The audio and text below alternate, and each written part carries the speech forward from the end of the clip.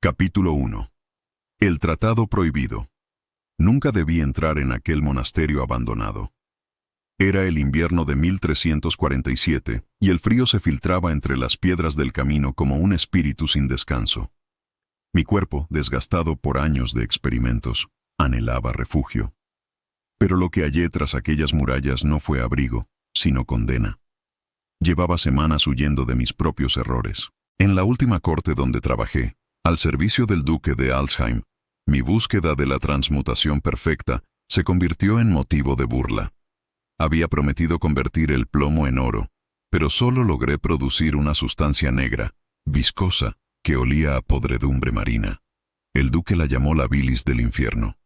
Yo supe, en el fondo, que había estado cerca de algo demasiado grande. El monasterio se alzaba en un valle desolado, rodeado de árboles torcidos por el viento. Sus muros estaban cubiertos de líquenes, y el aire tenía el sabor metálico del abandono. En la biblioteca, entre pergaminos y polvo, encontré lo que sería mi perdición. Un manuscrito sin título, encuadernado en una piel que no supe reconocer, escrito con una caligrafía demasiado precisa para ser humana.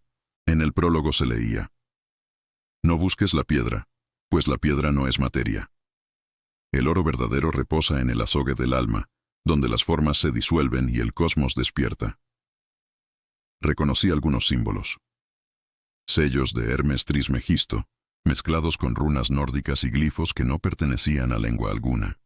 El autor firmaba con un nombre imposible de pronunciar, formado solo por consonantes.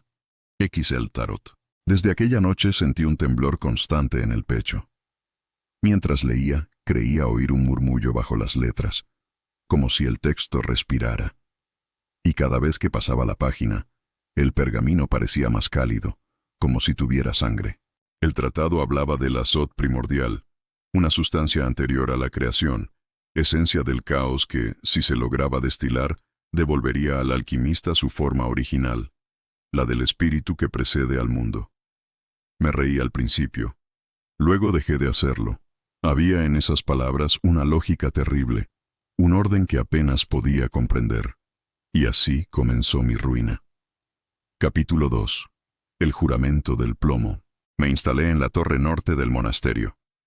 Era la única aún firme, con un laboratorio olvidado por los monjes, donde los crisoles dormían bajo el polvo. Las noches eran largas y el silencio absoluto, salvo por el chisporroteo de mi lámpara de aceite. Seguí las instrucciones del tratado con precisión enfermiza. El primer paso era el juramento del plomo, una mezcla de azufre, vinagre de vino y cinabrio, que debía hervir bajo la luna nueva hasta que el vapor tomara forma humana. Aquella noche juraría haber visto una figura esbozarse en la neblina del matraz. No tenía rostro, solo un contorno de carne líquida, que se deshizo tan pronto soplé la lámpara. El olor que dejó era indescriptible, salado, antiguo, como si hubiese abierto una tumba bajo el mar. A los pocos días comencé a oír ruidos bajo el suelo. El monasterio estaba vacío. Yo lo sabía. Lo había explorado todo. Pero cada medianoche resonaba un golpeteo, como de pasos arrastrándose. En ocasiones, el azogue que destilaba en mis frascos vibraba, formando ondas, como si respondiera a una voz muda. Aún así, mi obsesión crecía. Cada fracaso me hundía más en la fiebre. Mis uñas se quebraban, mi piel se tornaba grisácea, y mis sueños se llenaron de luces girando en espirales.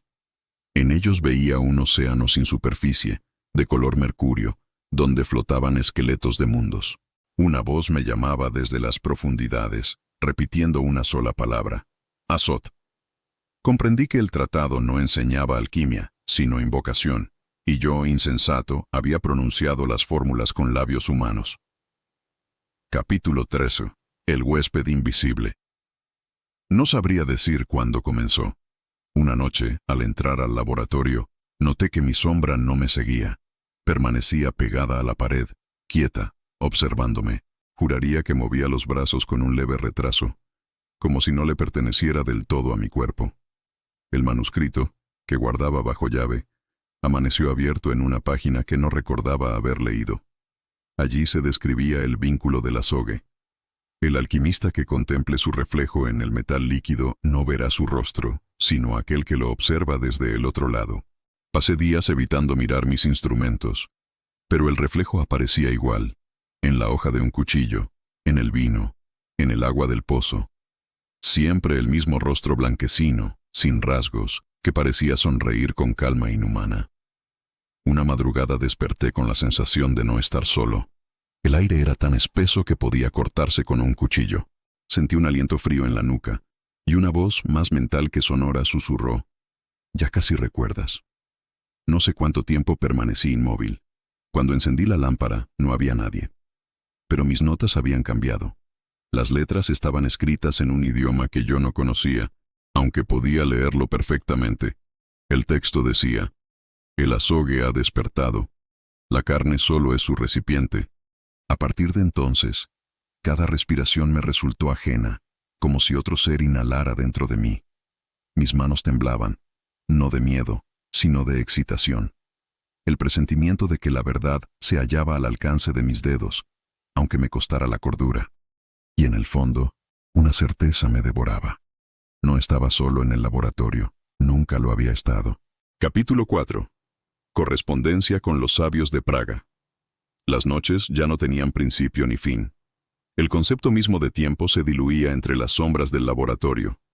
Aún así, un resto de cordura me empujó a buscar consejo.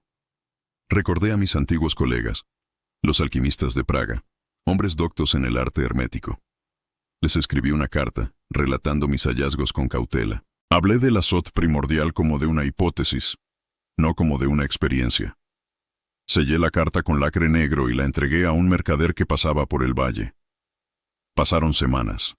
La nieve cubrió los campos, y el aire se volvió tan denso que las campanas del monasterio, mudas desde hacía años, parecían vibrar con un sonido imposible. Una noche, mientras destilaba un compuesto de cinabrio, alguien golpeó la puerta. Era el mercader, temblando. Me entregó un sobre lacrado con un símbolo que reconocí al instante: la cruz del Colegio Hermético de Bohemia. Dentro, una carta en latín: «Hermano desconocido, tus palabras son temerarias. El azot que nombras no pertenece a nuestra ciencia, sino a la de los antiguos dioses. Si has visto su reflejo, huye. Si lo has tocado, que Dios te perdone. No lo invoques de nuevo, o abrirás la herida que separa el mundo de la preexistencia». Firmado con una sola inicial: S. Sabía quién era. Sebastian Balt, el más sabio de todos nosotros. Un hombre del que se decía que había logrado la transmutación espiritual. Decidí responderle. Mi mano temblaba al escribir. «Maestro, no busco oro ni gloria. Solo quiero entender lo que vi. En el azogue hay algo que me llama, que me reconoce. Me habla en sueños con un lenguaje anterior a las palabras. No temo al infierno. Temo no comprender. Nunca recibí respuesta. Pero las noches siguientes, mi lámpara titiló con un parpadeo rítmico, casi como si respondiera en código. Comencé a pensar que el maestro había contestado, no con tinta, sino con pensamiento. Poco después, los símbolos del manuscrito cambiaron de nuevo. Una frase emergió grabada en el margen inferior: «El azot no se enseña, se recuerda». Y comprendí. No estaba aprendiendo alquimia, estaba recordando. Capítulo 5. El espejo de Azot. El tratado instruía el siguiente paso: crear el espejo del Azot, un recipiente donde la sustancia podría revelar su naturaleza mutable y mostrar la verdadera forma del observador. Preparé una vasija de plata pulida y vertí en ella mercurio, vitriolo verde y una gota de mi sangre. El líquido brilló con una intensidad casi viva, expandiéndose como si respirara. Al principio solo vi mi rostro, pálido y demacrado. Luego la superficie comenzó a oscurecerse, y ya no era un espejo, sino una ventana. Vi un cielo sin estrellas, un océano de color gris metálico extendiéndose hasta el infinito. Flotaban sobre él estructuras colosales, ni montañas ni criaturas.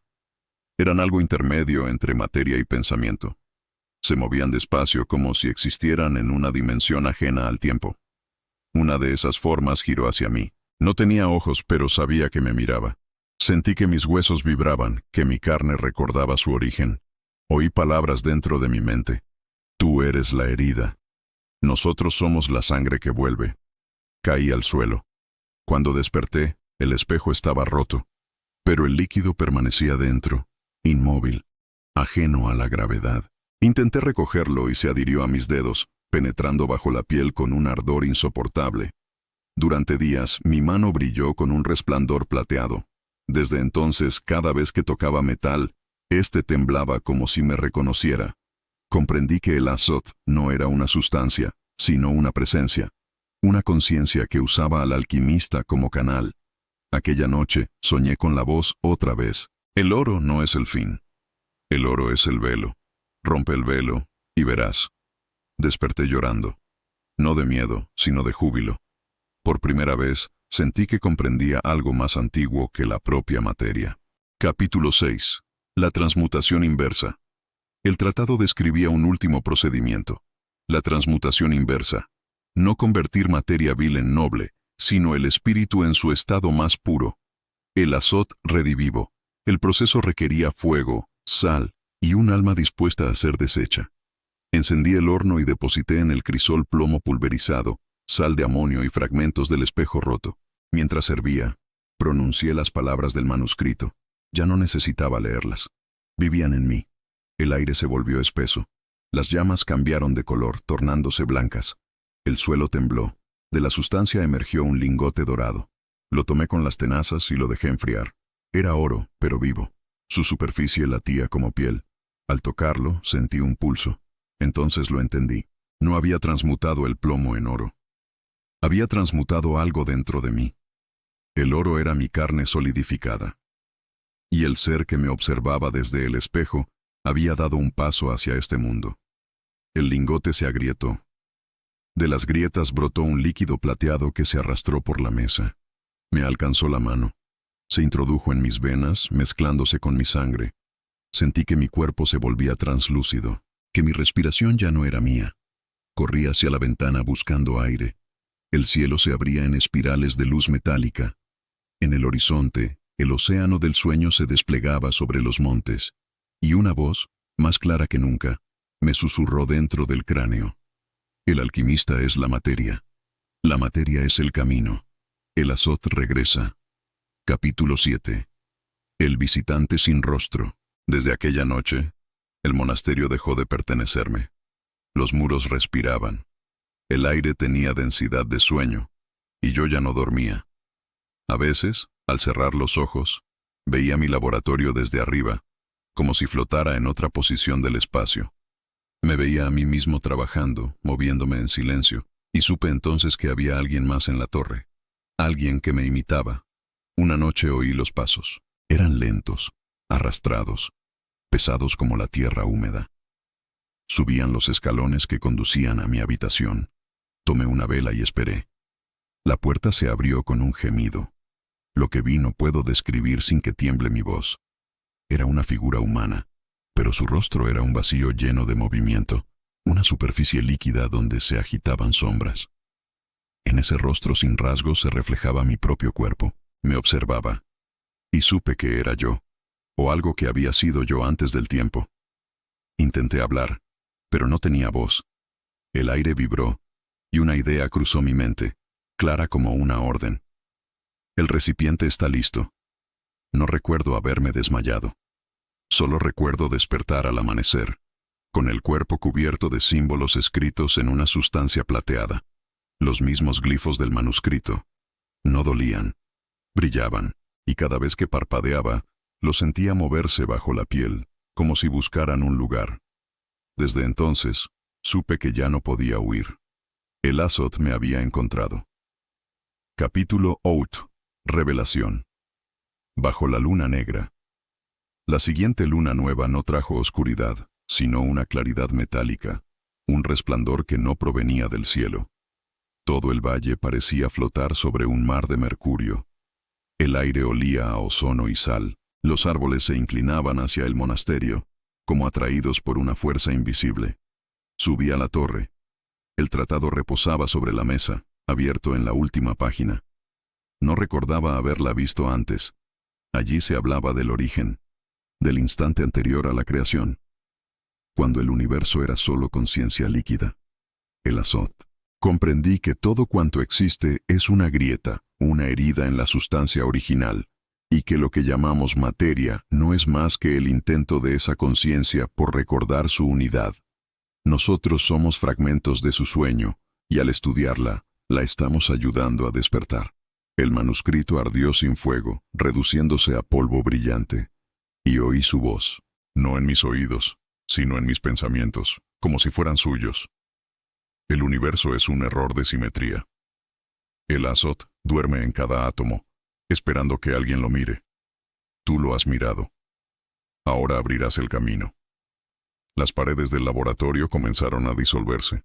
Bajo ellas no había piedra, sino una sustancia fluida que brillaba con luz propia. En ella se reflejaban mis ojos multiplicados hasta el infinito. Y comprendí que no eran míos, eran suyos. Capítulo 9. El retorno al azogue.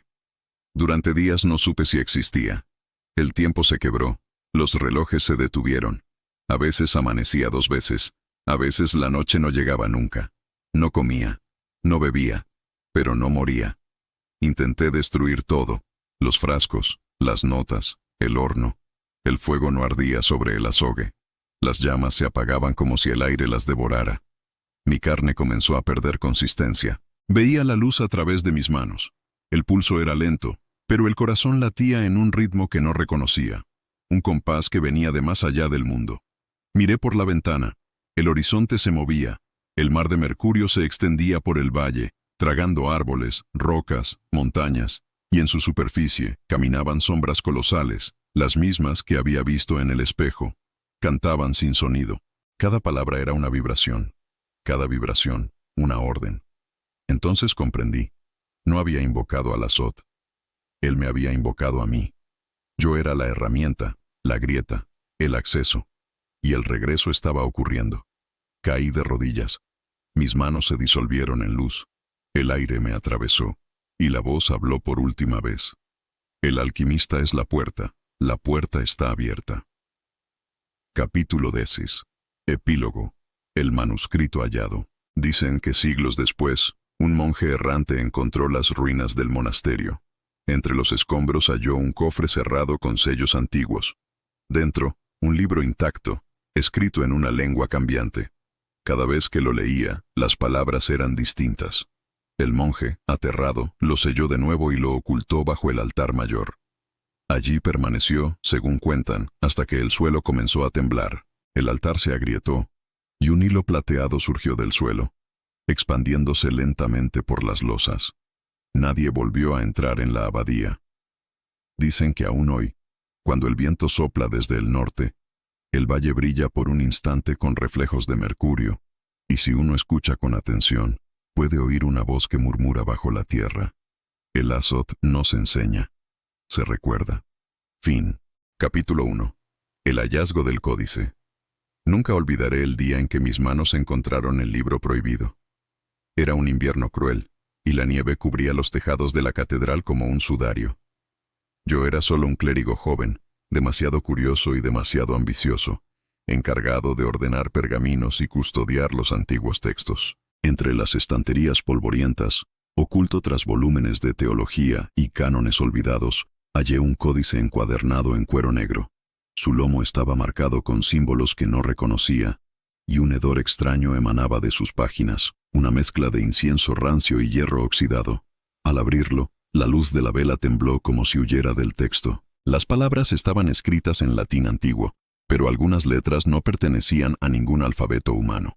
Los márgenes contenían dibujos de figuras humanoides que se retorcían hacia sí mismas, con ojos vacíos y bocas abiertas en gritos silenciosos. No debía tocarlo. Mi razón me gritaba que lo devolviera y huyera, pero mi curiosidad era más fuerte que el miedo. Leí la primera invocación en voz baja. Era un llamado a lo que el libro llamaba el observador entre la gracia y la caída.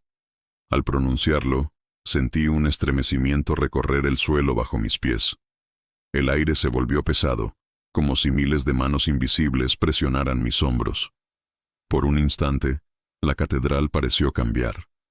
Las estatuas de los santos se inclinaron hacia mí, sus ojos vacíos brillando con un fulgor propio. Los cánticos de los monjes dormidos en los pisos superiores se tornaron un murmullo incomprensible, como un coro distorsionado que cantaba en lenguas olvidadas. Cerré el códice de golpe. El aire regresó a su peso normal y la luz de la vela volvió a temblar con su ritmo habitual. Pero en mi pecho ardía un fuego extraño, una mezcla de temor y fascinación. Sabía que había cruzado un umbral, que había puesto un pie en un sendero del que no habría retorno, y que el códice, con su negra presencia, me había elegido para leerlo. Aquel día, mi vida cambió para siempre. No era el mismo clérigo que había entrado en la biblioteca. Algo más me acompañaba, algo silencioso, esperando a que pronunciara su nombre. Capítulo 2. La primera invocación. No pude resistir la curiosidad. Durante días, recorrí cada página del códice, memorizando palabras, símbolos y signos. Sabía que lo que hacía era peligroso, pero había algo en esas letras que me llamaba, que me prometía poder y conocimiento más allá de cualquier enseñanza humana. Una noche, solo en la capilla abandonada, encendí velas y coloqué el códice sobre un altar improvisado. Pronuncié la primera invocación en voz baja, siguiendo con precisión cada gesto y entonación que el libro exigía. Al principio, no ocurrió nada. El silencio era absoluto, y la luz de las velas apenas oscilaba. Luego, el aire se volvió denso, caliente y húmedo. Un olor a ozono y carne quemada llenó la estancia. Los muros parecían vibrar suavemente, y un murmullo sordo resonaba desde cada rincón, como si la piedra misma hablara. De pronto, un hilo de sombra surgió del suelo. Se alzó lentamente, formando un contorno humanoide que se retorcía en el aire. No tenía rostro, pero yo sentía que me observaba, que escudriñaba mi alma. El murmullo se convirtió en palabras, susurradas directamente en mi mente. Has llamado.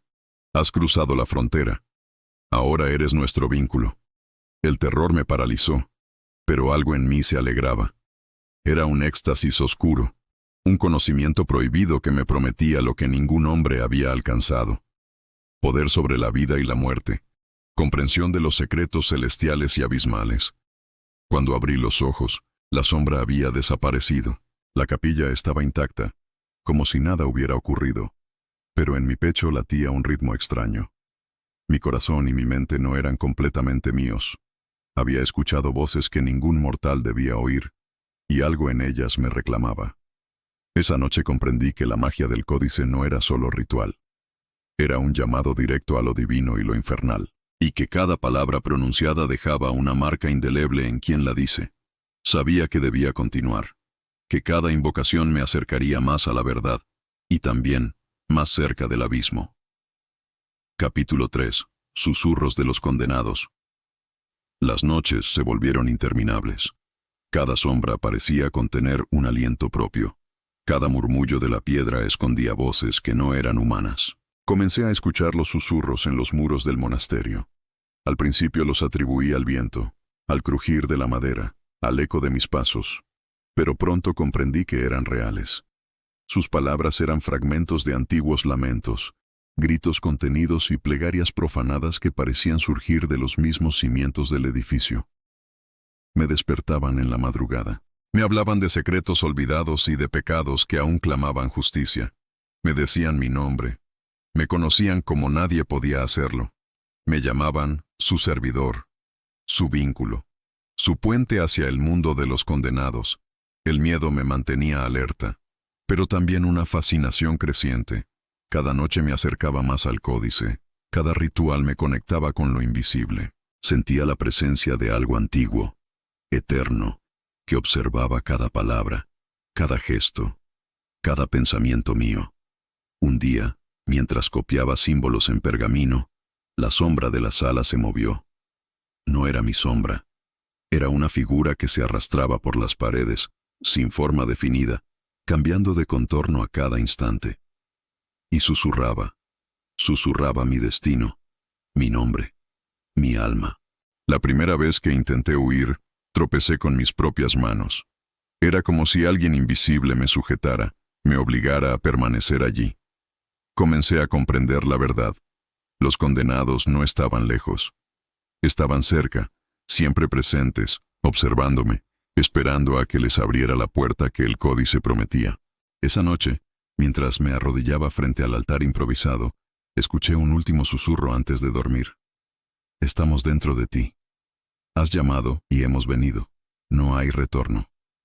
Y supe que mi alma había sido marcada para siempre, que ya no era solo un clérigo curioso, era un huésped de lo prohibido. Capítulo 4. El pacto de sangre. Sabía que no podría continuar sin ofrecer algo a cambio. El códice no permitía avances gratuitos. Cada conocimiento, cada poder, exigía un precio. Y yo debía pagarlo con lo que más valoraba: mi sangre, mi alma, mi humanidad. Una noche, en la soledad de la cripta, preparé el ritual. Dibujé círculos con sal y ceniza sobre la piedra fría, formando un sello que envolvía mi cuerpo. Encendí velas negras y coloqué el códice abierto frente a mí. Cada palabra que pronunciaba vibraba en el aire, resonando como un martillo contra el tiempo. Con un punzón de hierro marqué mi palma. La sangre brotó, caliente y brillante, y la vertí sobre el sello. Sentí un estremecimiento recorrer la cripta. El aire se llenó de un aroma metálico, dulce y nauseabundo a la vez.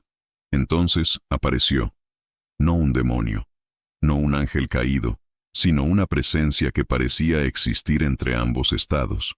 Sus ojos eran vacíos y llenos al mismo tiempo, y su voz no era audible sino comprendida dentro de mi mente. Tu sangre nos llama, tu alma nos pertenece. Acepta el pacto, y conocerás lo que está más allá de la gracia. Asentí. Mi voz no dijo palabras, pero mi intención fue clara. En ese instante, sentí como algo se infiltraba en mí, como un río que fluye por un cauce nuevo. Mi pulso se ralentizó y mis venas ardieron con un frío ardiente.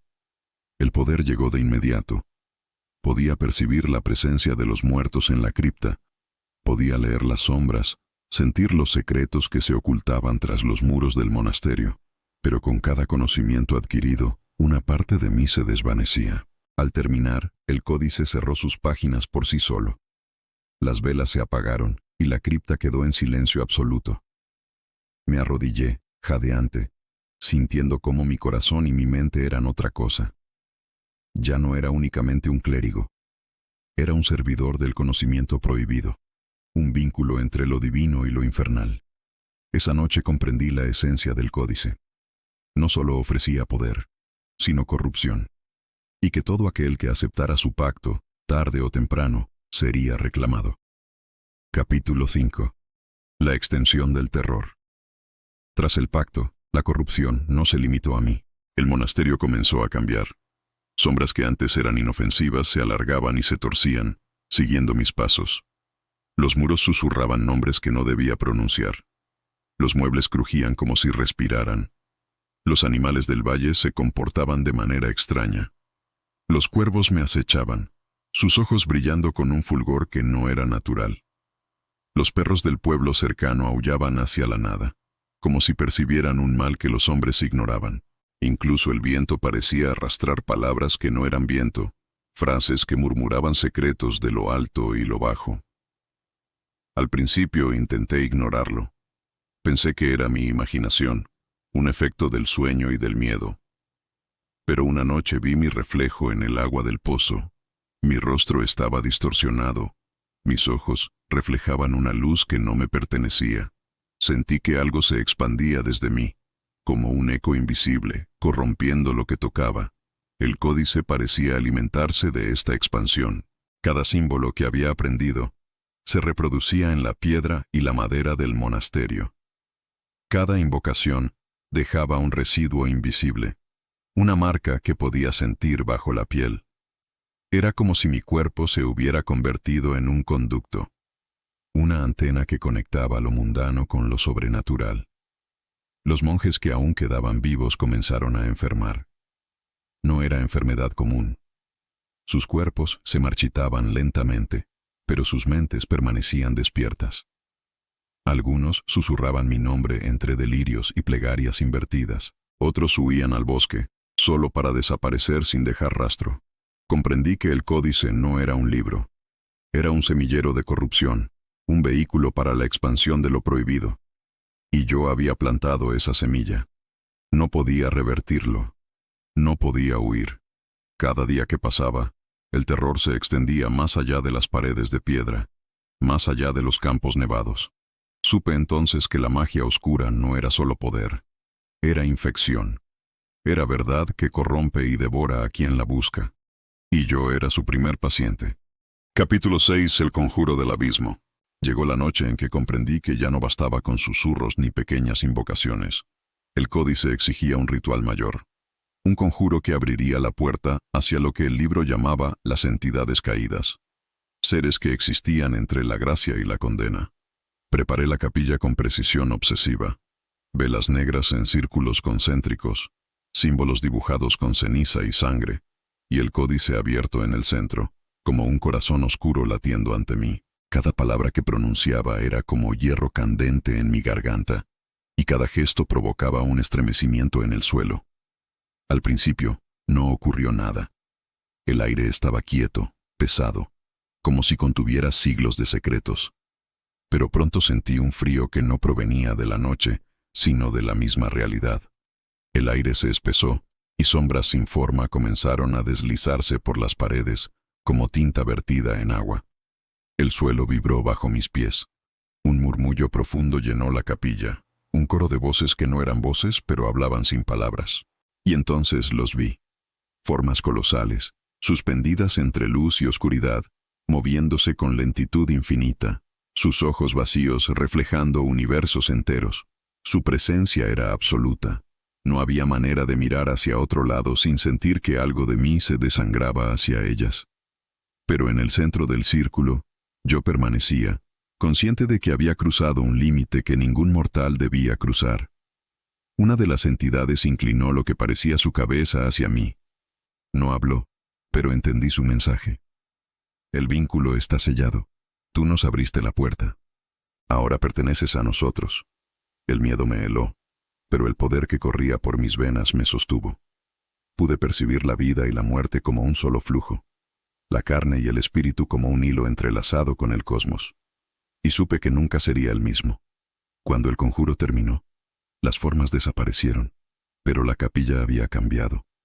El aire era denso, como si aún guardara la memoria de los seres caídos, y yo podía sentir sus ojos sobre mí, en cada sombra, en cada reflejo.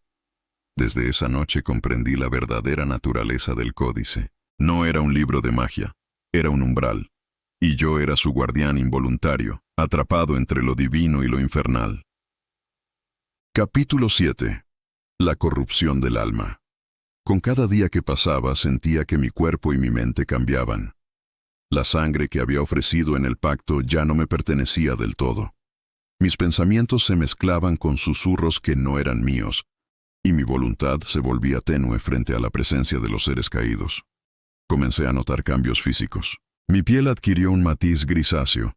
Mis ojos reflejaban sombras que no pertenecían a este mundo. Mis manos temblaban incluso sin moverlas, como si algo vivo y ajeno residiera en ellas. Mis sueños se llenaron de formas imposibles, criaturas que respiraban en el vacío y me llamaban por mi verdadero nombre, aquel que nunca había pronunciado en voz alta. Intenté rezar, intenté buscar consuelo en Dios y en los santos del monasterio, pero las plegarias se deformaban en mi boca.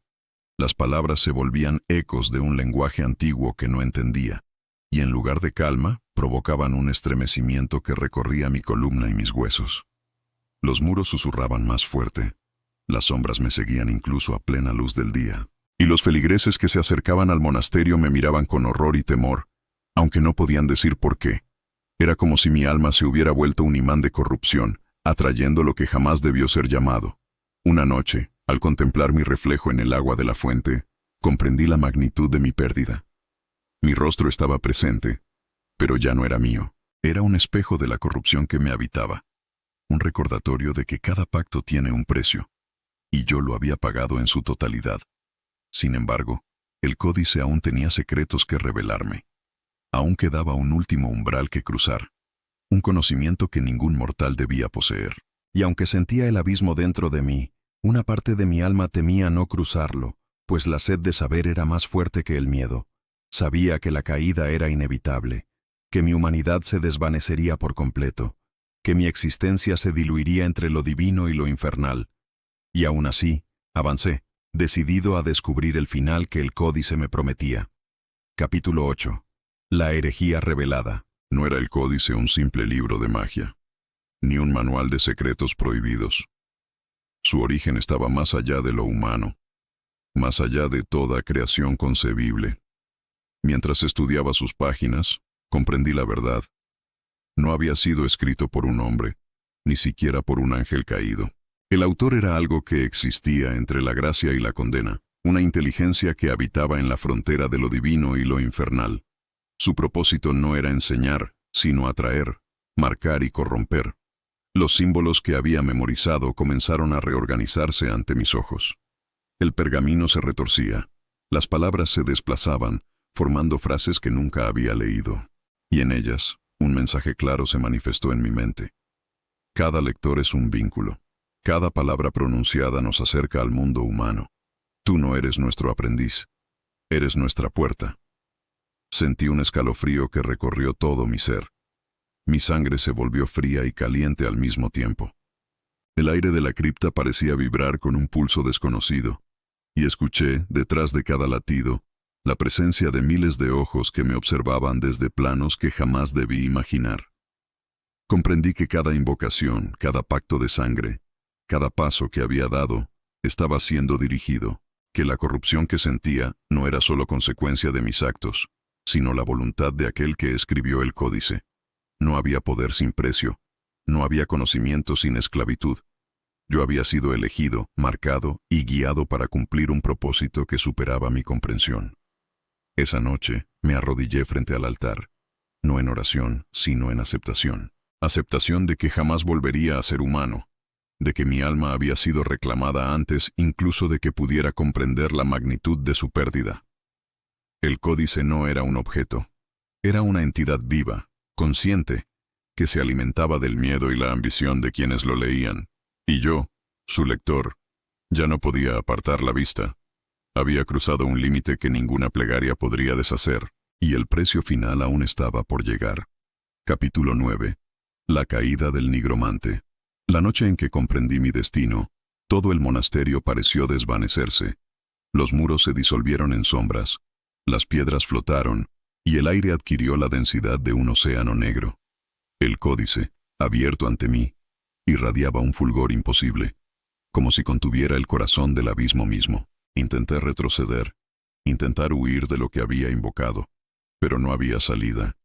Las entidades caídas me rodeaban, miles de presencias que se extendían por cada sombra y cada reflejo, atrapándome en un círculo que no tenía fin. Sentí como mi cuerpo se disolvía, mis huesos se volvieron polvo, mi carne se volvió sombra, y mi conciencia se expandió en direcciones imposibles. Pude ver planos de existencia donde la luz y la oscuridad eran la misma cosa, y donde los nombres de Dios y del diablo se mezclaban en un lenguaje que quebraba la razón. Una voz, profunda y eterna, resonó dentro de mi mente. Has cruzado el umbral. Ahora eres nuestro guardián. Eres el vínculo entre los mundos. Tu nombre será olvidado entre los mortales, pero tu esencia nos servirá por la eternidad. Intenté gritar, pero no había voz que sostuviera el sonido. Intenté rezar, pero ninguna oración tenía poder. Solo podía sentir la expansión de mi ser en un espacio donde el tiempo y la materia carecían de significado. En ese instante, comprendí que mi caída no era un castigo, sino la consecuencia inevitable de mi ambición. Cada acto, cada invocación, cada palabra pronunciada del códice me había conducido a este lugar. No había escapatoria, no había retorno. Yo era la puerta y la llave, el vínculo y la prisión. Mientras la realidad que conocía se disolvía, una última certeza me alcanzó. El códice no olvida. El códice nunca termina. Y yo, atrapado entre los planos, sería su guardián, destinado a servir como vínculo entre la humanidad y lo prohibido. Capítulo 10. Epílogo. El manuscrito olvidado. Muchos siglos después, los muros del monasterio se habían desplomado. La nieve y la maleza reclamaban lo que una vez fue sagrado, y nadie recordaba el nombre del clérigo que había osado abrir el códice. Un monje errante, guiado por la curiosidad o quizás por el destino, halló entre los escombros un cofre sellado. Dentro yacía el códice, intacto, como si el tiempo no hubiera pasado sobre él. El cuero negro estaba suave y cálido, y los símbolos de su lomo parecían moverse ligeramente bajo la luz del amanecer. El monje lo abrió. Al hacerlo, un murmullo surgió de entre las páginas, un eco que parecía recorrer los siglos y hablar directamente a su mente. Sus palabras no eran palabras, sino pensamientos y visiones que prometían poder y conocimiento prohibido. El miedo se apoderó de él, y sin comprender del todo lo que hacía, volvió a cerrar el códice y lo escondió bajo el altar mayor de una iglesia cercana. Pero los ecos persistieron. Dicen que en las noches de invierno, cuando el viento sopla desde el norte, se puede escuchar un susurro metálico entre las piedras antiguas. Un susurro que llama, que atrae a los curiosos y los ambiciosos, que promete poder, conocimiento y visión más allá de la muerte. El códice espera. Es paciente. Sabe que cada generación produce un lector, alguien que abrirá sus páginas y escuchará su llamado. Y así continúa su obra, silenciosa y eterna. Porque el Códice del Abismo no es solo un libro. Es un puente, un vínculo entre la humanidad y lo prohibido. Y quienes lo buscan, tarde o temprano, serán reclamados. El ciclo no termina. Nunca termina. El camino de ceniza. Nunca pensé que aquella noche marcaría mi vida. Mi nombre no importa, pero en los callejones de Eldrith, todos me conocían como ladrón y maleante. La luna estaba oculta tras nubes densas, y el aire olía a humo y podredumbre. Me deslizaba entre sombras, buscando botín como cada noche. Encontré una casa aislada, más rica que todas las demás. La puerta se dio ante mis manos, y dentro, los muebles brillaban con oro y plata. Tomé lo que pude, sin pensar en nada más que en mi beneficio. Pero cuando salí, un niño me miraba desde la oscuridad, temblando. Sus ojos estaban llenos de miedo, y de una confianza que yo nunca había visto. Algo en él me detuvo, algo que me hizo sentir que no era solo un ladrón, sino un hombre perdido. Días después, mientras vagaba por la ruta hacia el mercado, encontré a un hombre viejo, vestido con harapos que olían a incienso. Decía ser un ermitaño, un errante de Dios.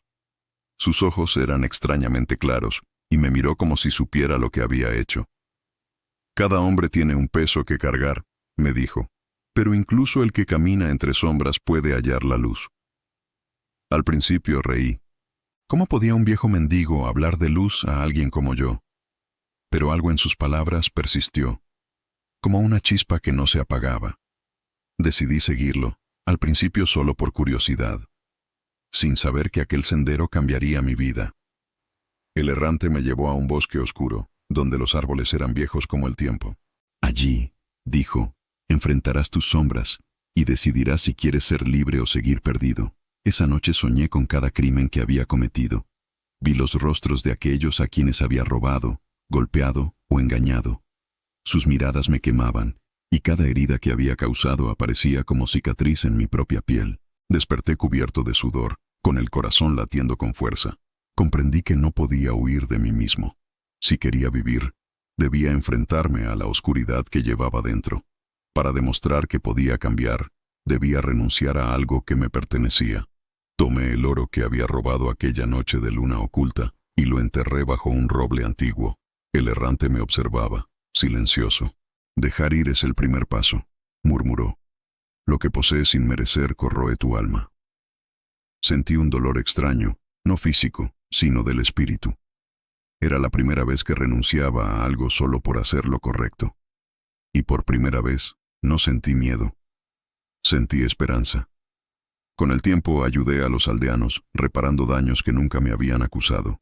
Llevaba cicatrices en mi cuerpo y alma, pero aprendí a sonreír sin miedo. El niño de la casa, ahora menos temeroso, me saludaba cada vez que me veía. El errante me enseñó que el perdón no se recibe de otros, sino de uno mismo. Que incluso un hombre como yo, que había caminado entre sombras, podía redimirse. Y aunque la oscuridad del pasado nunca desapareció del todo, su peso se volvió más ligero con cada acto de bondad. Una mañana, al salir al sendero que llevaba al bosque, Vi cómo la luz de la aurora iluminaba la tierra. Ya no era el ladrón que huía entre sombras. Era un hombre con cicatrices, sí, pero con un camino abierto ante sí. El errante desapareció como la niebla, dejándome solo con mis pasos y mi conciencia. Y comprendí que la redención no era un destino, sino un camino. Uno que debía recorrer, día tras día, con cada elección, con cada acción. El ladrón había muerto, y del polvo y la ceniza de mis antiguos actos, surgía un hombre que finalmente podía mirar al sol sin temor. Fen, si has llegado hasta aquí, enhorabuena. Me habría apostado dinero a que nadie lo haría. Te agradecería que le dieras al like y te suscribieses para no perderte más relatos. Gracias por ver el video y que Dios esté contigo. Capítulo 10. Epílogo. El manuscrito olvidado. Muchos siglos después, los muros del monasterio se habían desplomado. La nieve y la maleza reclamaban lo que una vez fue sagrado, y nadie recordaba el nombre del clérigo que había osado abrir el códice. Un monje errante, guiado por la curiosidad o quizás por el destino, halló entre los escombros un cofre sellado. Dentro yacía el códice, intacto, como si el tiempo no hubiera pasado sobre él. El cuero negro estaba suave y cálido, y los símbolos de su lomo parecían moverse ligeramente bajo la luz del amanecer. El monje lo abrió. Al hacerlo, un murmullo surgió de entre las páginas, un eco que parecía recorrer los siglos y hablar directamente a su mente. Sus palabras no eran palabras, sino pensamientos y visiones que prometían poder y conocimiento prohibido. El miedo se apoderó de él, y sin comprender del todo lo que hacía, volvió a cerrar el códice y lo escondió bajo el altar mayor de una iglesia cercana. Pero los ecos persistieron. Dicen que en las noches de invierno, cuando el viento sopla desde el norte, se puede escuchar un susurro metálico entre las piedras antiguas. Un susurro que llama, que atrae a los curiosos y los ambiciosos, que promete poder, conocimiento y visión más allá de la muerte. El códice espera, es paciente. Sabe que cada generación produce un lector, alguien que abrirá sus páginas y escuchará su llamado. Y así continúa su obra, silenciosa y eterna. Porque el códice del abismo no es solo un libro. Es un puente, un vínculo entre la humanidad y lo prohibido. Y quienes lo buscan, tarde o temprano, serán reclamados. El ciclo no termina. Nunca termina. Capítulo 7. La corrupción del alma.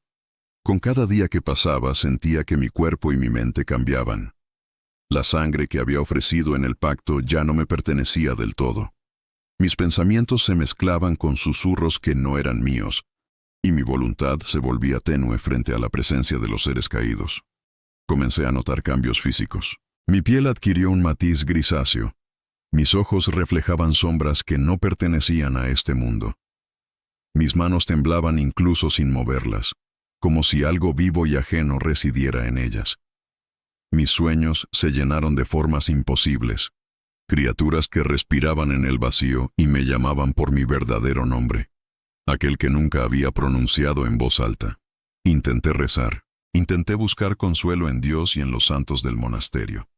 Pero las plegarias se deformaban en mi boca. Las palabras se volvían ecos de un lenguaje antiguo que no entendía, y en lugar de calma, provocaban un estremecimiento que recorría mi columna y mis huesos. Los muros susurraban más fuerte. Las sombras me seguían incluso a plena luz del día, y los feligreses que se acercaban al monasterio me miraban con horror y temor, aunque no podían decir por qué. Era como si mi alma se hubiera vuelto un imán de corrupción, atrayendo lo que jamás debió ser llamado. Una noche, al contemplar mi reflejo en el agua de la fuente, comprendí la magnitud de mi pérdida. Mi rostro estaba presente, pero ya no era mío. Era un espejo de la corrupción que me habitaba, un recordatorio de que cada pacto tiene un precio, y yo lo había pagado en su totalidad. Sin embargo, el códice aún tenía secretos que revelarme. Aún quedaba un último umbral que cruzar, un conocimiento que ningún mortal debía poseer. Y aunque sentía el abismo dentro de mí, una parte de mi alma temía no cruzarlo, pues la sed de saber era más fuerte que el miedo. Sabía que la caída era inevitable, que mi humanidad se desvanecería por completo, que mi existencia se diluiría entre lo divino y lo infernal. Y aún así, avancé, decidido a descubrir el final que el códice me prometía. Capítulo 8.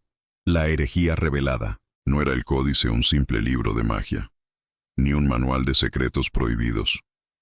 Su origen estaba más allá de lo humano, más allá de toda creación concebible. Mientras estudiaba sus páginas, comprendí la verdad. No había sido escrito por un hombre, ni siquiera por un ángel caído. El autor era algo que existía entre la gracia y la condena, una inteligencia que habitaba en la frontera de lo divino y lo infernal. Su propósito no era enseñar, sino atraer, marcar y corromper. Los símbolos que había memorizado comenzaron a reorganizarse ante mis ojos. El pergamino se retorcía, las palabras se desplazaban, formando frases que nunca había leído. Y en ellas, un mensaje claro se manifestó en mi mente. Cada lector es un vínculo. Cada palabra pronunciada nos acerca al mundo humano. Tú no eres nuestro aprendiz. Eres nuestra puerta. Sentí un escalofrío que recorrió todo mi ser. Mi sangre se volvió fría y caliente al mismo tiempo. El aire de la cripta parecía vibrar con un pulso desconocido, y escuché, detrás de cada latido, la presencia de miles de ojos que me observaban desde planos que jamás debí imaginar.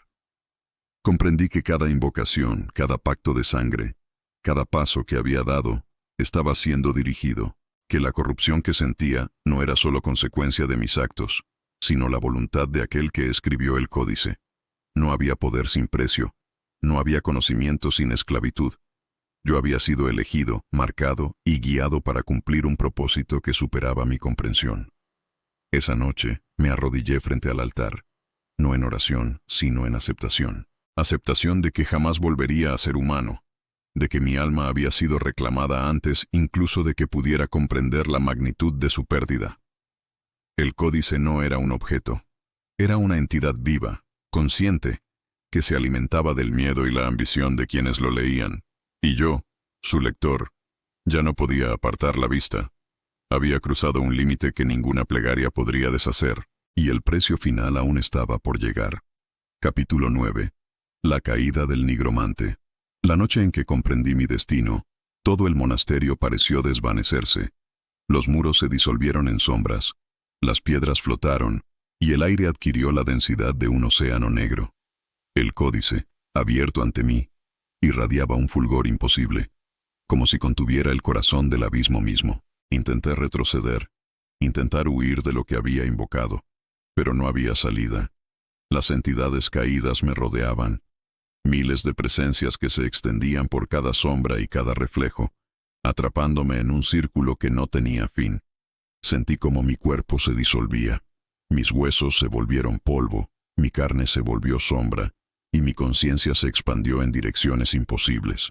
Pude ver planos de existencia donde la luz y la oscuridad eran la misma cosa, y donde los nombres de Dios y del diablo se mezclaban en un lenguaje que quebraba la razón. Una voz, profunda y eterna, resonó dentro de mi mente. Has cruzado el umbral. Ahora eres nuestro guardián. Eres el vínculo entre los mundos. Tu nombre será olvidado entre los mortales, pero tu esencia nos servirá por la eternidad. Intenté gritar, pero no había voz que sostuviera el sonido. Intenté rezar, pero ninguna oración tenía poder. Solo podía sentir la expansión de mi ser en un espacio donde el tiempo y la materia carecían de significado. En ese instante, comprendí que mi caída no era un castigo, sino la consecuencia inevitable de mi ambición. Cada acto, cada invocación, cada palabra pronunciada del códice me había conducido a este lugar. No había escapatoria, no había retorno. Yo era la puerta y la llave, el vínculo y la prisión. Mientras la realidad que conocía se disolvía, una última certeza me alcanzó. El códice no olvida. El códice nunca termina. Y yo, atrapado entre los planos, sería su guardián, destinado a servir como vínculo entre la humanidad y lo prohibido. Capítulo 4. El pacto de sangre. Sabía que no podría continuar sin ofrecer algo a cambio. El códice no permitía avances gratuitos. Cada conocimiento, cada poder, exigía un precio. Y yo debía pagarlo con lo que más valoraba: mi sangre, mi alma, mi humanidad. Una noche, en la soledad de la cripta, preparé el ritual. Dibujé círculos con sal y ceniza sobre la piedra fría, formando un sello que envolvía mi cuerpo. Encendí velas negras y coloqué el códice abierto frente a mí. Cada palabra que pronunciaba vibraba en el aire, resonando como un martillo contra el tiempo. Con un punzón de hierro marqué mi palma. La sangre brotó, caliente y brillante, y la vertí sobre el sello. Sentí un estremecimiento recorrer la cripta. El aire se llenó de un aroma metálico, dulce y nauseabundo a la vez. Entonces apareció, no un demonio, no un ángel caído, sino una presencia que parecía existir entre ambos estados. Sus ojos eran vacíos y llenos al mismo tiempo, y su voz no era audible sino comprendida dentro de mi mente. Tu sangre nos llama, tu alma nos pertenece. Acepta el pacto, y conocerás lo que está más allá de la gracia. Asentí. Mi voz no dijo palabras, pero mi intención fue clara. En ese instante, sentí como algo se infiltraba en mí, como un río que fluye por un cauce nuevo. Mi pulso se ralentizó y mis venas ardieron con un frío ardiente. El poder llegó de inmediato. Podía percibir la presencia de los muertos en la cripta. Podía leer las sombras, sentir los secretos que se ocultaban tras los muros del monasterio.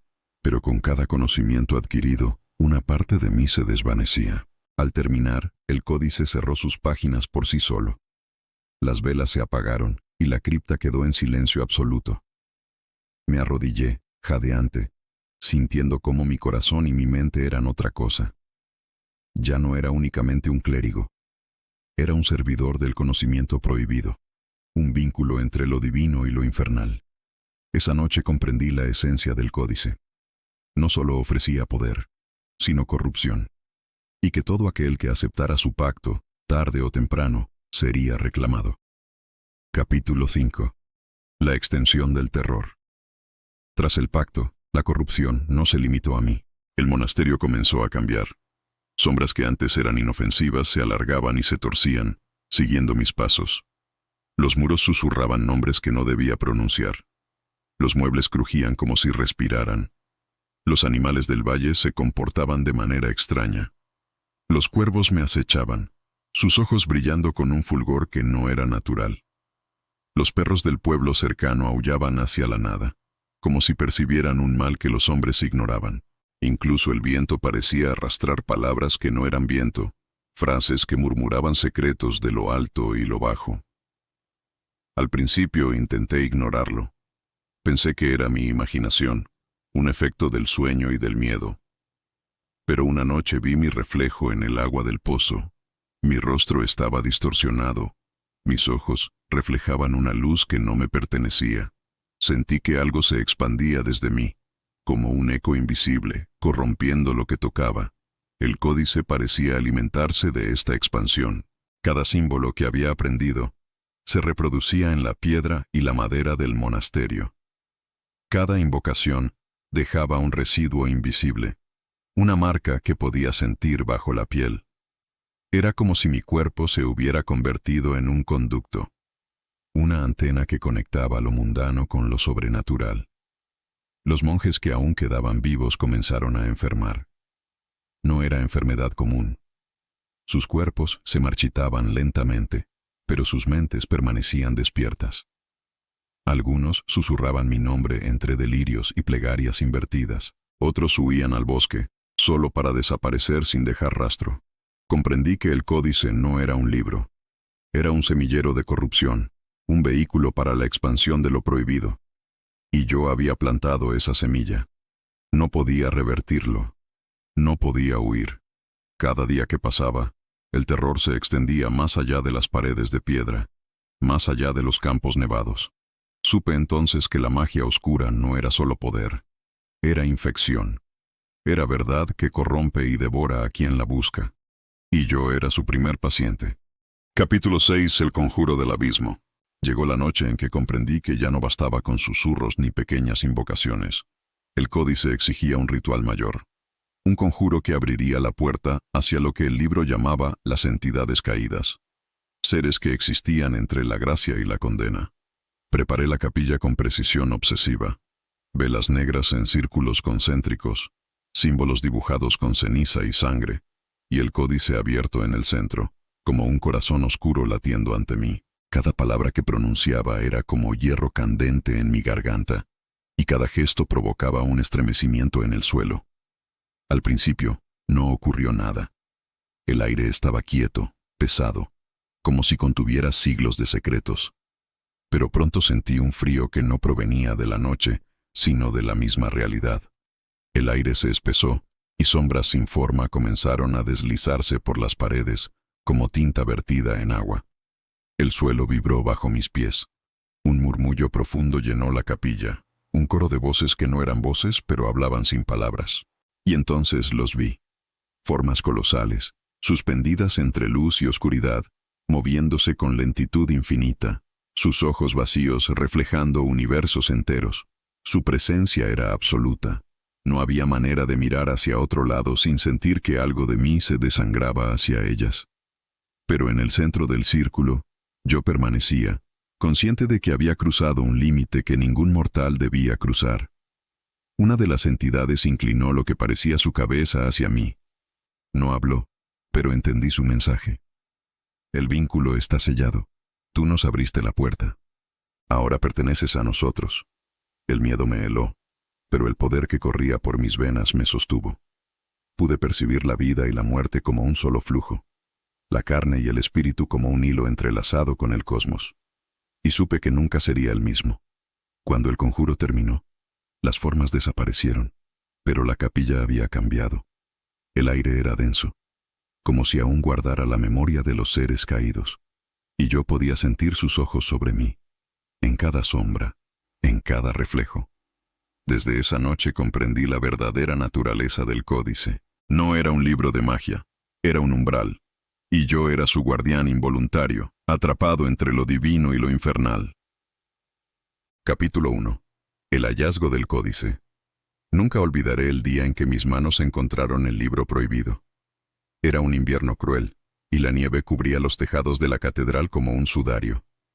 Yo era solo un clérigo joven, demasiado curioso y demasiado ambicioso, encargado de ordenar pergaminos y custodiar los antiguos textos. Entre las estanterías polvorientas, oculto tras volúmenes de teología y cánones olvidados, hallé un códice encuadernado en cuero negro. Su lomo estaba marcado con símbolos que no reconocía, y un hedor extraño emanaba de sus páginas, una mezcla de incienso rancio y hierro oxidado. Al abrirlo, la luz de la vela tembló como si huyera del texto. Las palabras estaban escritas en latín antiguo, pero algunas letras no pertenecían a ningún alfabeto humano. Los márgenes contenían dibujos de figuras humanoides que se retorcían hacia sí mismas, con ojos vacíos y bocas abiertas en gritos silenciosos. No debía tocarlo. Mi razón me gritaba que lo devolviera y huyera, pero mi curiosidad era más fuerte que el miedo. Leí la primera invocación en voz baja. Era un llamado a lo que el libro llamaba el observador entre la gracia y la caída.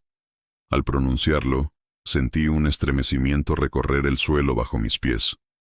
El aire se volvió pesado, como si miles de manos invisibles presionaran mis hombros. Por un instante, la catedral pareció cambiar. Las estatuas de los santos se inclinaron hacia mí, sus ojos vacíos brillando con un fulgor propio. Los cánticos de los monjes dormidos en los pisos superiores se tornaron un murmullo incomprensible, como un coro distorsionado que cantaba en lenguas olvidadas. Cerré el códice de golpe. El aire regresó a su peso normal, y la luz de la vela volvió a temblar con su ritmo habitual. Pero en mi pecho ardía un fuego extraño, una mezcla de temor y fascinación. Sabía que había cruzado un umbral, que había puesto un pie en un sendero del que no habría retorno, y que el códice, con su negra presencia, me había elegido para leerlo. Aquel día, mi vida cambió para siempre. No era el mismo clérigo que había entrado en la biblioteca. Algo más me acompañaba, algo silencioso, esperando a que pronunciara su nombre. Capítulo 2. La primera invocación. No pude resistir la curiosidad. Durante días, recorrí cada página del códice, memorizando palabras, símbolos y signos. Sabía que lo que hacía era peligroso, pero había algo en esas letras que me llamaba, que me prometía poder y conocimiento más allá de cualquier enseñanza humana. Una noche, solo en la capilla abandonada, encendí velas y coloqué el códice sobre un altar improvisado. Pronuncié la primera invocación en voz baja, siguiendo con precisión cada gesto y entonación que el libro exigía. Al principio, no ocurrió nada. El silencio era absoluto, y la luz de las velas apenas oscilaba. Luego, el aire se volvió denso, caliente y húmedo. Un olor a ozono y carne quemada llenó la estancia. Los muros parecían vibrar suavemente, y un murmullo sordo resonaba desde cada rincón, como si la piedra misma hablara. De pronto, un hilo de sombra surgió del suelo. Se alzó lentamente, formando un contorno humanoide que se retorcía en el aire. No tenía rostro, pero yo sentía que me observaba, que escudriñaba mi alma. El murmullo se convirtió en palabras, susurradas directamente en mi mente. Has llamado. Has cruzado la frontera. Ahora eres nuestro vínculo.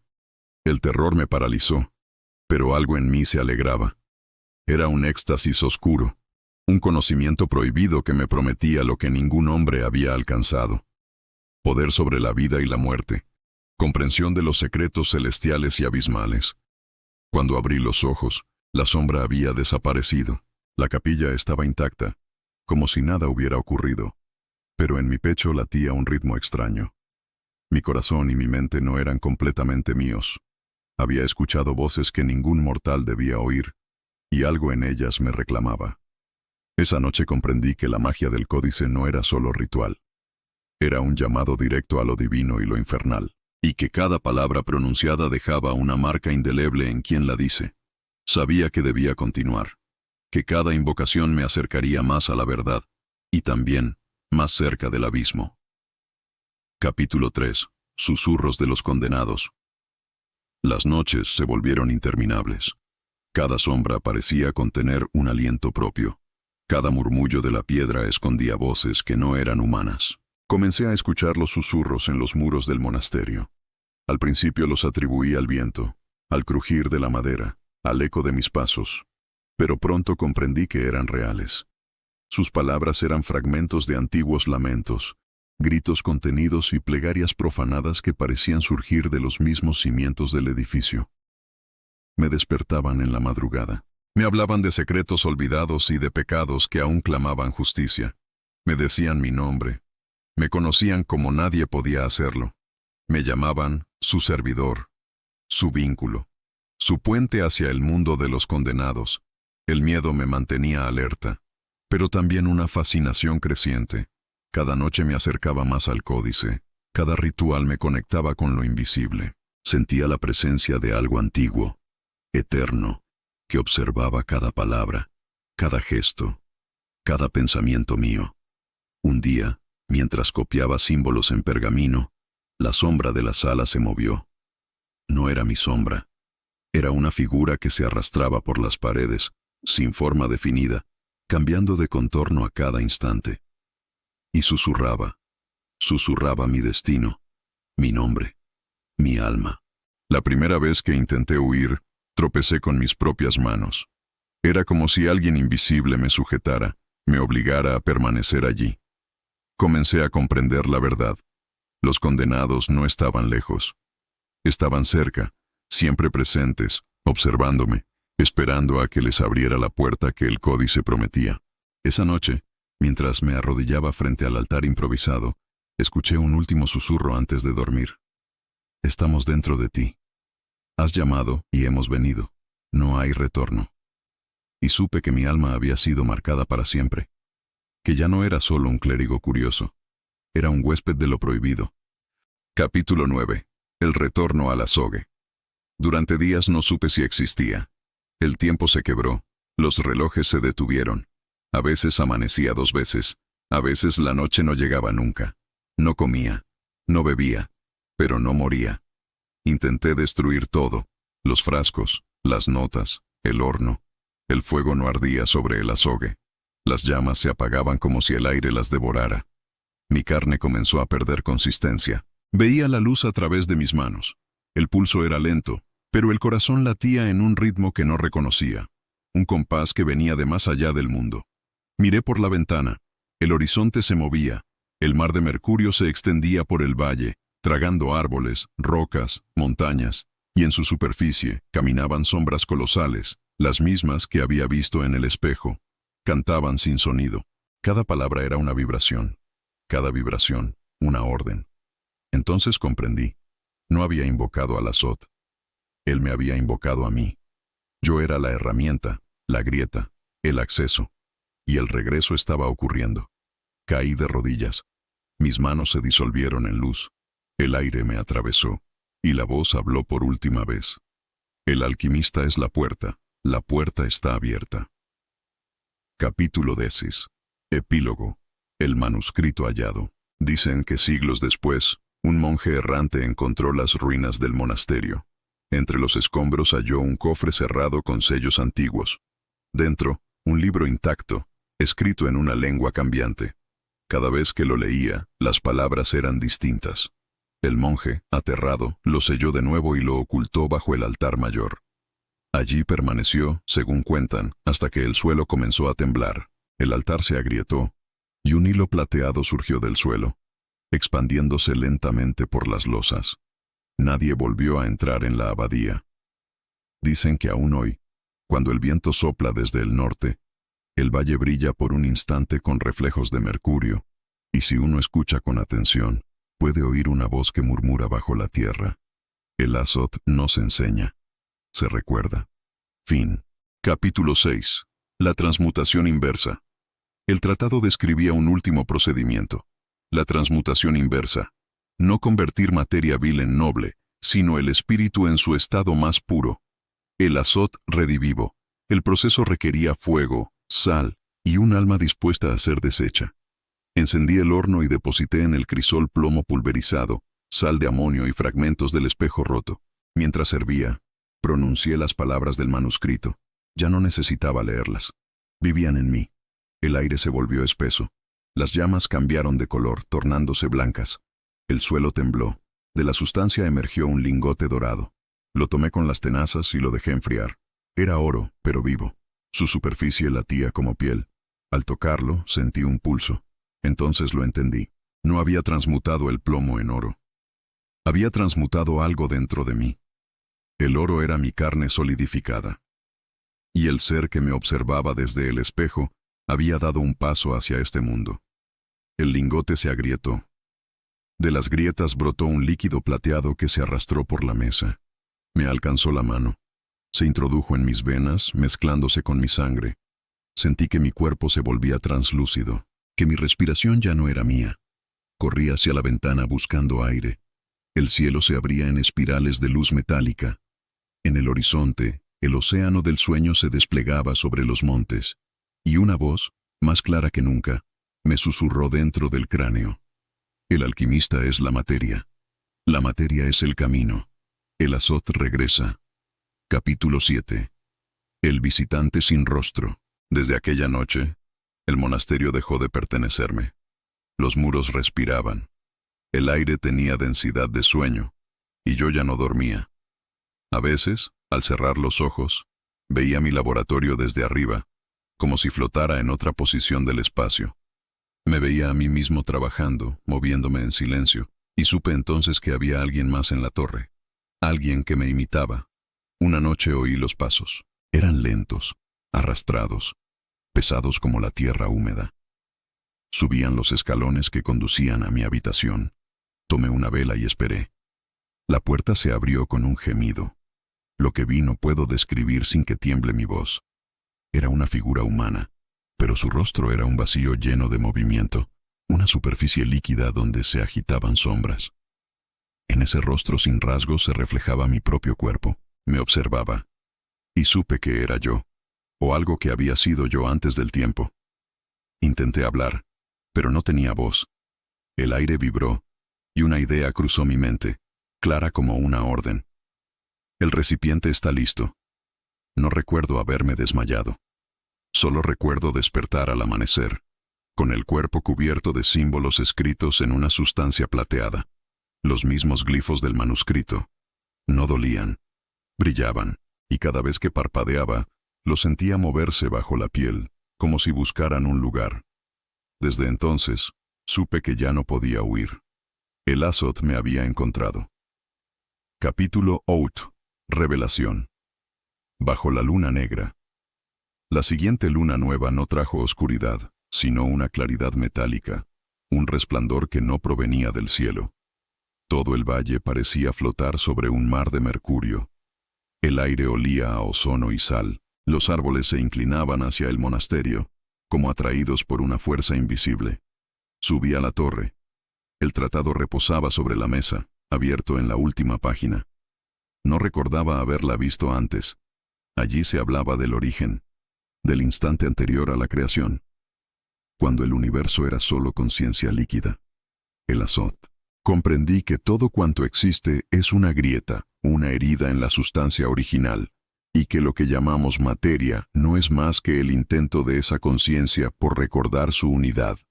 Nosotros somos fragmentos de su sueño, y al estudiarla, la estamos ayudando a despertar. El manuscrito ardió sin fuego, reduciéndose a polvo brillante, y oí su voz, no en mis oídos, sino en mis pensamientos, como si fueran suyos. El universo es un error de simetría. El Azod duerme en cada átomo, esperando que alguien lo mire. Tú lo has mirado. Ahora abrirás el camino. Las paredes del laboratorio comenzaron a disolverse. Bajo ellas no había piedra, sino una sustancia fluida que brillaba con luz propia. En ella se reflejaban mis ojos multiplicados hasta el infinito. Y comprendí que no eran míos, eran suyos. Capítulo 4. Correspondencia con los sabios de Praga. Las noches ya no tenían principio ni fin. El concepto mismo de tiempo se diluía entre las sombras del laboratorio. Aún así, un resto de cordura me empujó a buscar consejo. Recordé a mis antiguos colegas, los alquimistas de Praga, hombres doctos en el arte hermético. Les escribí una carta, relatando mis hallazgos con cautela. Hablé del Azod primordial como de una hipótesis, no como de una experiencia. Sellé la carta con lacre negro y la entregué a un mercader que pasaba por el valle. Pasaron semanas. La nieve cubrió los campos, y el aire se volvió tan denso que las campanas del monasterio, mudas desde hacía años, parecían vibrar con un sonido imposible. Una noche, mientras destilaba un compuesto de cinabrio, alguien golpeó la puerta. Era el mercader, temblando. Me entregó un sobre lacrado con un símbolo que reconocí al instante, la cruz del Colegio Hermético de Bohemia. Dentro, una carta en latín. Hermano desconocido. Tus palabras son temerarias. El Azod que nombras no pertenece a nuestra ciencia, sino a la de los antiguos dioses. Si has visto su reflejo, huye. Si lo has tocado, que Dios te perdone. No lo invoques de nuevo, o abrirás la herida que separa el mundo de la preexistencia. Firmado con una sola inicial. S. Sabía quién era. Sebastian Balt, el más sabio de todos nosotros. Un hombre del que se decía que había logrado la transmutación espiritual. Decidí responderle. Mi mano temblaba al escribir. Maestro, no busco oro ni gloria. Solo quiero entender lo que vi. En el azogue hay algo que me llama, que me reconoce. Me habla en sueños con un lenguaje anterior a las palabras. No temo al infierno. Temo no comprender. Nunca recibí respuesta. Pero las noches siguientes, mi lámpara titiló con un parpadeo rítmico, casi como si respondiera en código. Comencé a pensar que el maestro había contestado, no con tinta, sino con pensamiento. Poco después, los símbolos del manuscrito cambiaron de nuevo. Una frase emergió grabada en el margen inferior. El Azod no se enseña, se recuerda. Y comprendí. No estaba aprendiendo alquimia, estaba recordando. Capítulo 5. El espejo de Azod. El tratado instruía el siguiente paso. Crear el espejo del Azod. Un recipiente donde la sustancia podría revelar su naturaleza mutable y mostrar la verdadera forma del observador. Preparé una vasija de plata pulida y vertí en ella mercurio, vitriolo verde y una gota de mi sangre. El líquido brilló con una intensidad casi viva, expandiéndose como si respirara. Al principio solo vi mi rostro, pálido y demacrado. Luego la superficie comenzó a oscurecerse, y ya no era un espejo, sino una ventana. Vi un cielo sin estrellas, un océano de color gris metálico extendiéndose hasta el infinito. Flotaban sobre él estructuras colosales, ni montañas ni criaturas. Eran algo intermedio entre materia y pensamiento. Se movían despacio como si existieran en una dimensión ajena al tiempo. Una de esas formas giró hacia mí. No tenía ojos, pero sabía que me miraba. Sentí que mis huesos vibraban, que mi carne recordaba su origen. Oí palabras dentro de mi mente. Tú eres la herida. Nosotros somos la sangre que vuelve. Caí al suelo. Cuando desperté, el espejo estaba roto, pero el líquido permanecía dentro, inmóvil, ajeno a la gravedad. Intenté recogerlo y se adhirió a mis dedos, penetrando bajo la piel con un ardor insoportable. Durante días, mi mano brilló con un resplandor plateado. Desde entonces, cada vez que tocaba metal, éste temblaba como si me reconociera. Comprendí que el azot no era una sustancia, sino una presencia, una conciencia que usaba al alquimista como canal. Aquella noche soñé con la voz otra vez. El oro no es el fin. El oro es el velo. Rompe el velo y verás. Desperté llorando. No de miedo, sino de júbilo. Por primera vez, sentí que comprendía algo más antiguo que la propia materia. Capítulo 1. El Tratado Prohibido. Nunca debí entrar en aquel monasterio abandonado. Era el invierno de 1347, y el frío se filtraba entre las piedras del camino como un espíritu sin descanso. Mi cuerpo, desgastado por años de experimentos, anhelaba refugio. Pero lo que hallé tras aquellas murallas no fue abrigo, sino condena. Llevaba semanas huyendo de mis propios errores. En la última corte donde trabajé, al servicio del duque de Alzheim, mi búsqueda de la transmutación perfecta se convirtió en motivo de burla. Había prometido convertir el plomo en oro, pero solo logré producir una sustancia negra, viscosa, que olía a podredumbre marina. El duque la llamó la bilis del infierno. Yo supe, en el fondo, que había estado cerca de algo demasiado grande. El monasterio se alzaba en un valle desolado, rodeado de árboles torcidos por el viento. Sus muros estaban cubiertos de líquenes, y el aire tenía el sabor metálico del abandono. En la biblioteca, entre pergaminos y polvo, encontré lo que sería mi perdición. Un manuscrito sin título, encuadernado en una piel que no supe reconocer, escrito con una caligrafía demasiado precisa para ser humana. En el prólogo se leía: No busques la piedra, pues la piedra no es materia. El oro verdadero reposa en el azogue del alma, donde las formas se disuelven y el cosmos despierta. Reconocí algunos símbolos. Sellos de Hermes Trismegisto, mezclados con runas nórdicas y glifos que no pertenecían a lengua alguna. El autor firmaba con un nombre imposible de pronunciar, formado solo por consonantes. XL Tarot. Desde aquella noche sentí un temblor constante en el pecho. Mientras leía, creía oír un murmullo bajo las letras, como si el texto respirara. Y cada vez que pasaba la página, el pergamino parecía más cálido, como si tuviera sangre. El tratado hablaba del azot primordial, una sustancia anterior a la creación, esencia del caos que, si se lograba destilar, devolvería al alquimista su forma original, la del espíritu que precede al mundo. Me reí al principio. Luego dejé de hacerlo. Había en esas palabras una lógica terrible, un orden que apenas podía comprender. Y así comenzó mi ruina. Capítulo 2. El juramento del plomo. Me instalé en la torre norte del monasterio.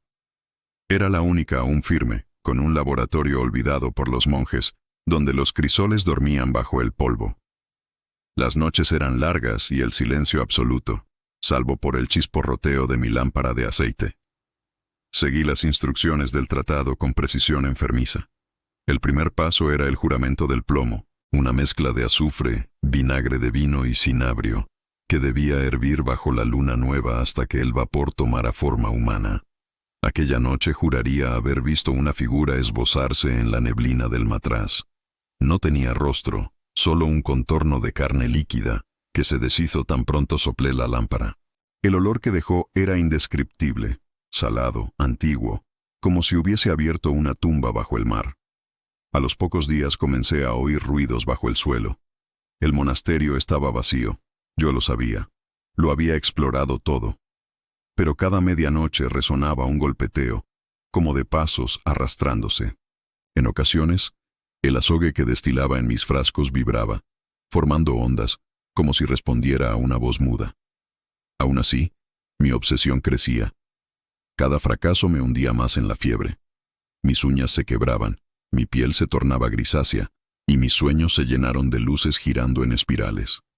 En ellos veía un océano sin superficie, de color mercurio, donde flotaban esqueletos de mundos. Una voz me llamaba desde las profundidades, repitiendo una sola palabra: Azot. Comprendí que el tratado no enseñaba alquimia, sino invocación, y yo, insensato, había pronunciado las fórmulas con labios humanos. Capítulo 13. El huésped invisible. No sabría decir cuándo comenzó. Una noche, al entrar al laboratorio, noté que mi sombra no me seguía. Permanecía pegada a la pared, quieta, observándome. Juraría que movía los brazos con un leve retraso, como si no le perteneciera del todo a mi cuerpo. El manuscrito, que guardaba bajo llave, amaneció abierto en una página que no recordaba haber leído. Allí se describía el vínculo del azogue. El alquimista que contemple su reflejo en el metal líquido no verá su rostro, sino aquel que lo observa desde el otro lado. Pasé días evitando mirar mis instrumentos, pero el reflejo aparecía igual, en la hoja de un cuchillo, en el vino, en el agua del pozo. Siempre el mismo rostro blanquecino, sin rasgos, que parecía sonreír con calma inhumana. Una madrugada desperté con la sensación de no estar solo. El aire era tan espeso que podía cortarse con un cuchillo. Sentí un aliento frío en la nuca, y una voz más mental que sonora susurró: «Ya casi recuerdas». No sé cuánto tiempo permanecí inmóvil. Cuando encendí la lámpara, no había nadie. Pero mis notas habían cambiado. Las letras estaban escritas en un idioma que yo no conocía, aunque podía leerlo perfectamente. El texto decía: «El azogue ha despertado. La carne solo es su recipiente». A partir de entonces, cada respiración me resultó ajena, como si otro ser inhalara dentro de mí. Mis manos temblaban, no de miedo, sino de excitación. El presentimiento de que la verdad se hallaba al alcance de mis dedos, aunque me costara la cordura. Y en el fondo, una certeza me devoraba. No estaba solo en el laboratorio, nunca lo había estado.